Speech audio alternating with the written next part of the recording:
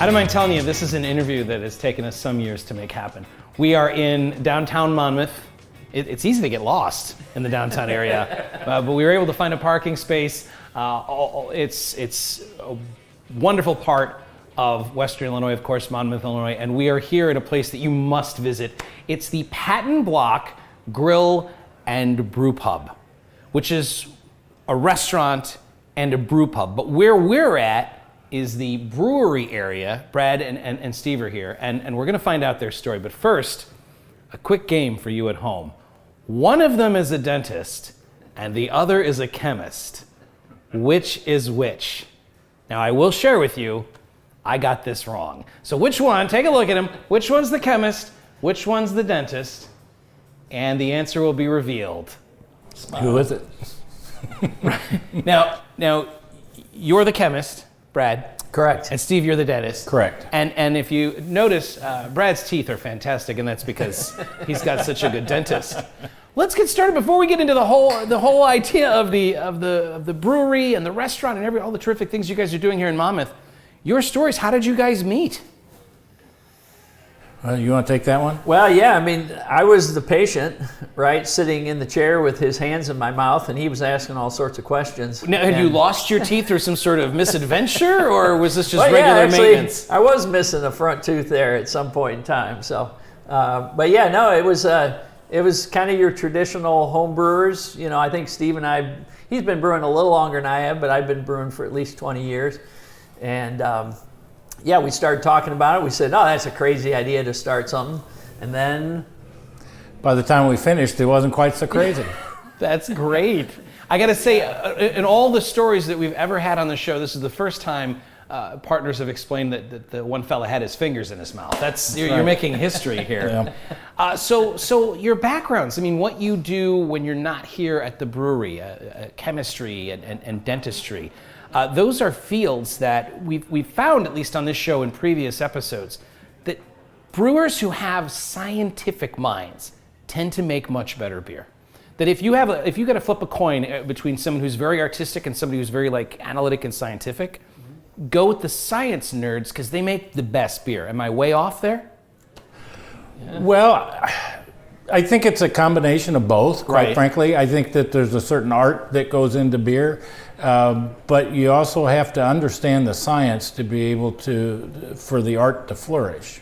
Now, your day job, though, I mean, as a dentist, you're somebody that has to be meticulous. You have to be thorough. You have to be incredibly clean, sterilization, all the traits that you want. If you're writing down traits that you want in somebody who is a brewer, those are all good things to have. Those are all good things to have, correct. Right. And those translate to brewing, too. I mean, sanitation in a brewery is really important, critical, some would say. And so, yeah, I mean, I think that's helped.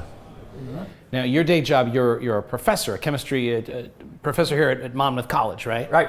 Yep. So, how did you get started with homebrew? Yeah. Just looking for something to do, or you had all the equipment there in the lab, or how does that start? Well, actually, it goes way back to the time where you couldn't buy some beers in certain states, right? I lived in North Carolina, and that they had a 6% cap, so some sort of nice high gravity beer just was against the law.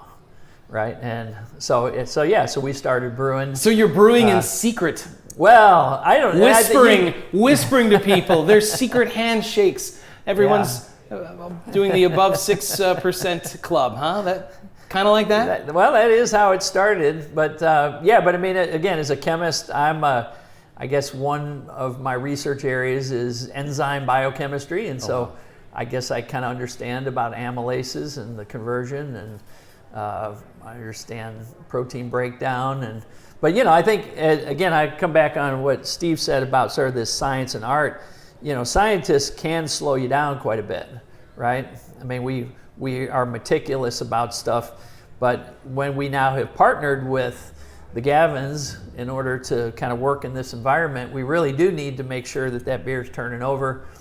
So we're having to pay a little more attention to the sort of the science and the business end of things to make sure that everybody's satisfied in the whole scheme of things. So you guys are spinning a lot of plates at the same time, it feels like.